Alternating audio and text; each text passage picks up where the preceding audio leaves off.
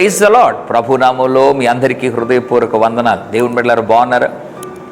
చాలామంది ప్రభువుని నమ్మి రక్షణ పొంది యేసు ప్రభువుని సొంత రక్షకుడుగా అంగీకరించి కూడా దేవుడు వారి మధ్యలో ఏమై ఉన్నాడో మర్చిపోతూ ఉంటారు. అందుకే ఒక కష్టం రాగానే నీరసించిపోవటం, ఒక ఇబ్బంది రాగానే బాధపడటం, కృంగిపోవటం, కొంతమంది చనిపోతే బాగుంటుంది అని కూడా ఆలోచించడం జరుగుతుంటుంది. దేవుని బిడ్డలారా, నీవు నమ్మిన దేవుడు నీ మధ్యలో ఏమై ఉన్నాడో తెలుసా?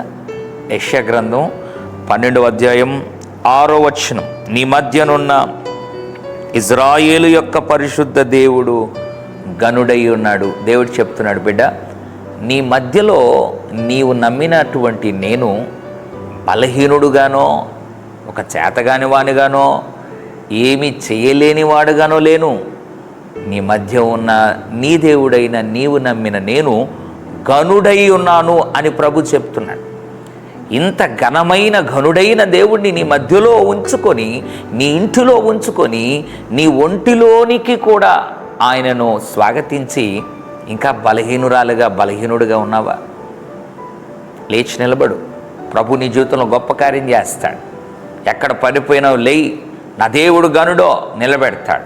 నా ఉద్యోగం విషయంలో ఘనకార్యాలు చేస్తాడు. నా బిడ్డల జీవితంలో ఘనకార్యాలు చేస్తాడు. నా ఇంటి నిర్మాణం విషయంలో ఘనమైన కార్యం చేస్తాడు. ఆయన కొరకు నేను నిలబడ్డాను. ఆయన ఘనుడై గొప్ప కార్యం చేస్తాడు. విశ్వసించు. నీ మధ్య ఉన్న దేవుడు ఎప్పటికీ ఘనుడై ఉన్నాడు. ఘనకార్యములు నీ ద్వారా నీ కుటుంబంలో జరిగిస్తాడు. పరిశుద్ధ తండ్రి, నీకు వందనాలు.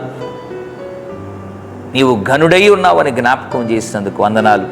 అట్లు ఘనకార్యములు జరిగించి మా అందరి జీవితాల్లో మహిమ పొందండి.